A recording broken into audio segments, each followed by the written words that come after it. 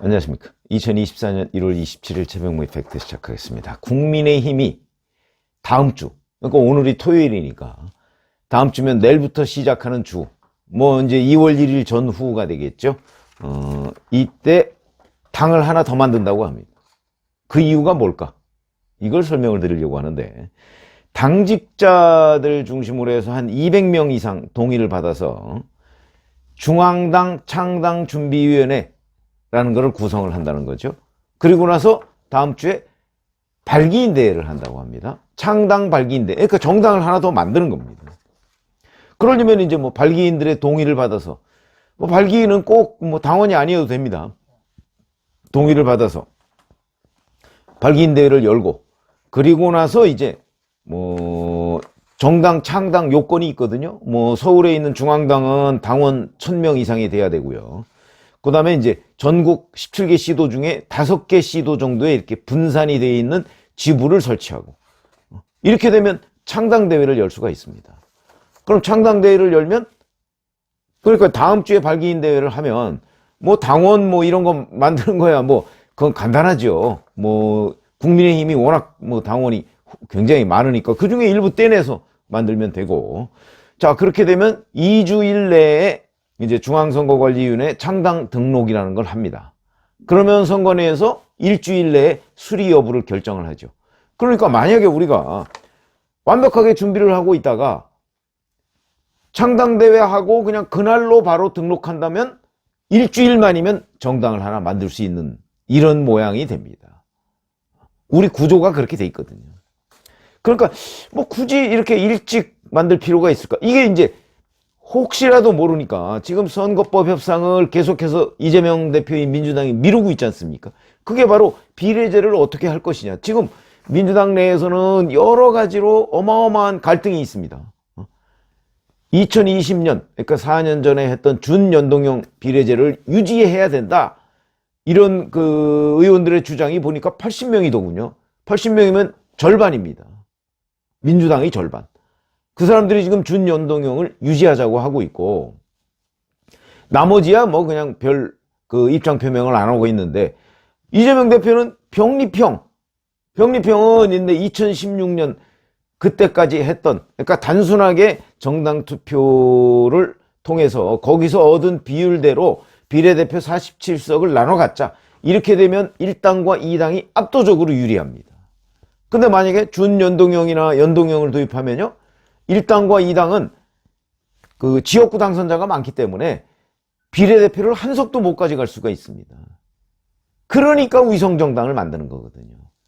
위성정당을 만들어서 여기는 지역구 공천을 하나도 안 하고 비례만 공천하고, 그 다음에 이제 국민의힘과 민주당은 지역구만 공천하고, 그러면 이제 지지자들이, 예를 들어서 국민의힘 지지자의 경우에는 지역구는 국민의힘 후보를 찍고, 비례는 이쪽 국민의힘 위성정당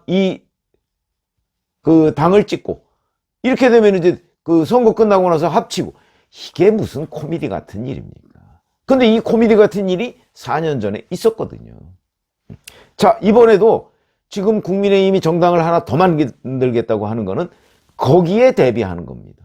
지금 이재명 대표가 비례제를 결정을 안 하고 계속 미루고 있으니까 어떤 거를 할지를 잘 모르죠.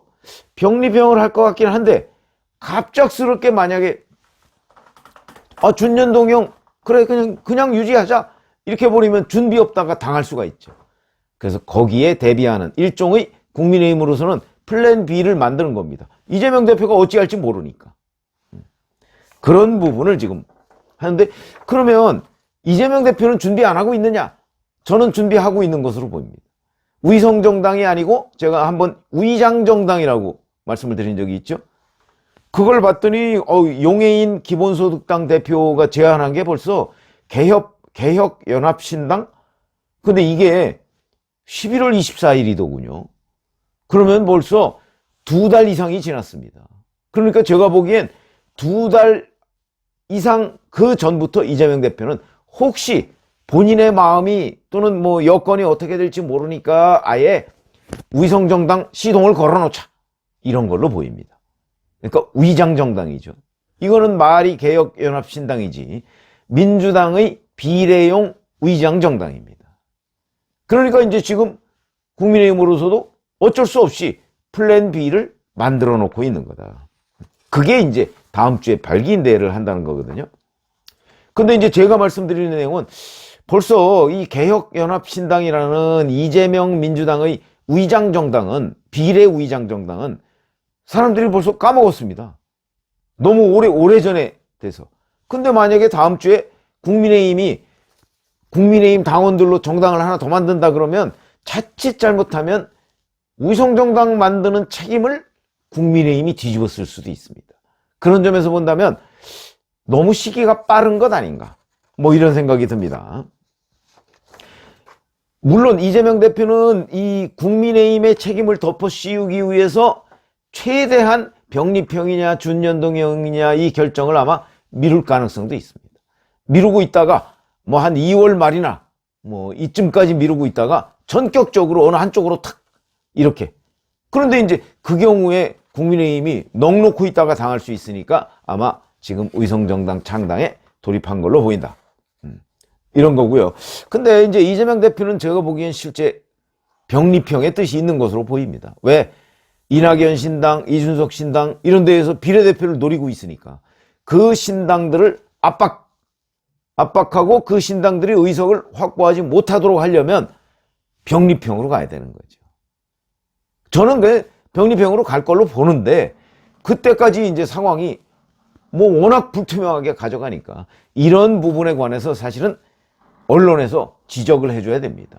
아니 지금 70일 정도밖에 남지 않았는데 총선이 지금 그 룰을 정하지 않고 있는 정당이 이게 제대로 된 정당입니까?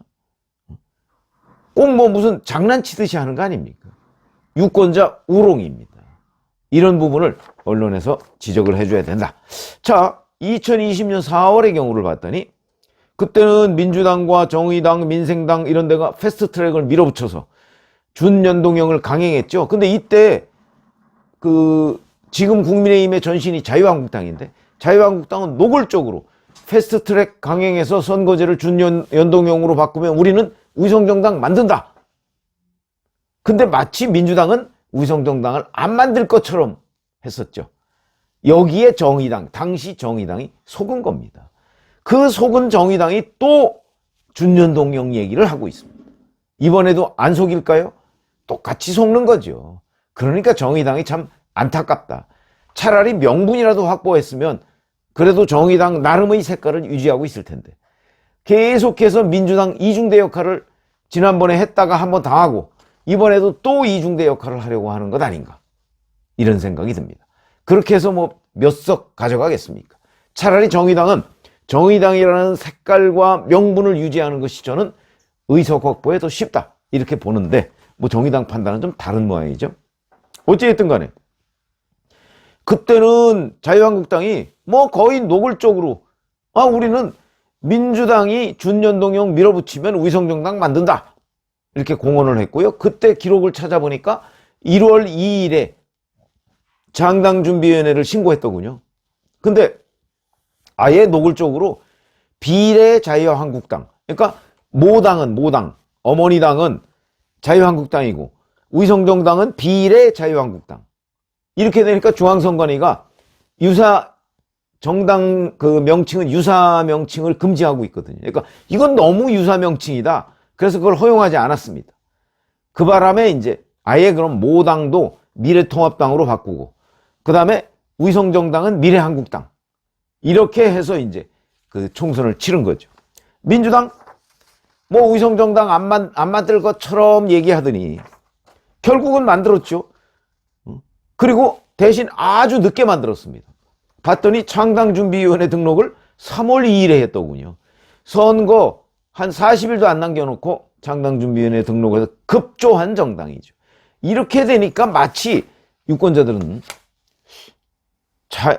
미래통합당, 현재 국민의힘 전신 미래통합당이 위성정당을 만드니까 민주당이 어쩔 수 없이 만들었다는 그런 이미지를 갖게 됩니다. 사람들이 저희 같은 평론가처럼 뭐 하나하나 막 따져서 책임이 여기에 뭐 51% 있고 여기에 49% 이렇게 우리 유권자들의 대다수는 그렇게 판단하지 않습니다. 그냥 인상적으로 느끼는 겁니다. 어찌 보면 정치인들은 그걸 잘 활용해야 되는 거죠. 그게 일종의 국민 눈높이입니다. 그런 점에서 본다면 제가 너무 국민의힘이 너무 이걸 서두르는 것 아닌가, 전 그런 인상을 갖습니다. 서두를 이유가 없죠. 이거 어차피 한 일주일이면 뚝딱 만드는데 준비를 다 하고 있다가 최대한 늦게 만들어도 별 문제가 없다. 다만 유권자들이, 국민의힘 지지자들이 국민의힘의 이게 의성정당이라는 것만 알게 하면 됩니다. 그거 알게 하는 거는 뭐 한 달이면 전 충분하다고 봅니다. 그렇기 때문에 조금 이른 감은 있다. 근데 이제 아직 당명 같은 거는 결정이 안 됐죠. 이 당명도 잘 정해야 되죠. 왜냐면 지난 4년 전처럼 또 중앙선거관리위원회가 거부할 수가 있거든요. 국민의힘과 너무 똑같다. 이렇게 되면 이제 이게 거부당하면 당명을 다시 지어야 되는, 물론 지금 여러 가지 대안을 만들어 놓고 있겠지만 그런 거고요. 자, 어찌됐든 간에 지금 국민의힘이 당을 하나 더 만든다 하는 게 참 코미디 같은 상황인데, 이 원인 제공은 이재명 민주당 대표가 한 거다. 이 점을 분명하게 국민의힘은 유권자들한테 설명을 해야 됩니다. 끊임없이 설명을 해야 됩니다. 자칫 잘못하면 책임론이 분산이 될 수가 있습니다. 민주당 지지자들은 그래, 국민의힘 너희들이 지금 위성정당 먼저 표면화했잖아. 사실과 다르게 이렇게 인식을 할 가능성도 있고, 여기서 이제 중요한 거는 중도층이 어떻게 인식하느냐는 거거든요.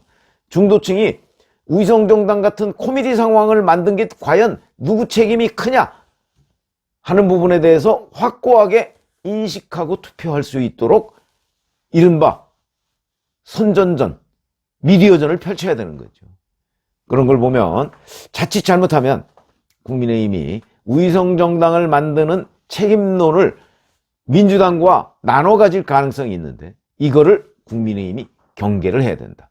그런데 어찌됐든 간에 제가 보건대는 이런 것들이 다 무의미한 상황이 될 수 있습니다. 민주당 이재명 대표가 병리평을 선택해버리면 위성정당 안 만들어도 되는 거거든요. 언제까지 우리 정치가 이렇게 코미디 같은 상황에서 진행이 돼야 되느냐. 참 답답하다. 이게 이제 어찌 보면 소수 정당의 비애죠. 거대 정당 민주당이 지금 이런 식으로 어찌 보면 횡포를 부리고 국민을 우롱하고 있는데도 유권자들의 제대로 된 심판이 과연 있을 것인가에 대해서 회의적이다. 그거는 어찌 보면 국민의힘이 그만큼 효과적인 대응을 못하고 있다는 얘기가 되기도 합니다. 그런 점에서 본다면 이번에는 확실하게 위성정당을 만들 수밖에 없는 책임이 민주당에 있다는 사실을 명확하게 국민들한테 인식시키는 것이 중요하다고. 그게 국민의힘의 역할인데, 국민의힘도 지금 뭐 이런저런 여러 가지의 발목이 잡혀 있어서 얼마나 효과적으로 대응할지는 미지수다. 그런 점이 좀 안타깝다. 왜냐하면 유권자가 정확하게 상황을 알고 투표장에 가야 되거든요. 그거는 각 정당들이 그렇게 만들어줘야 되는 거죠.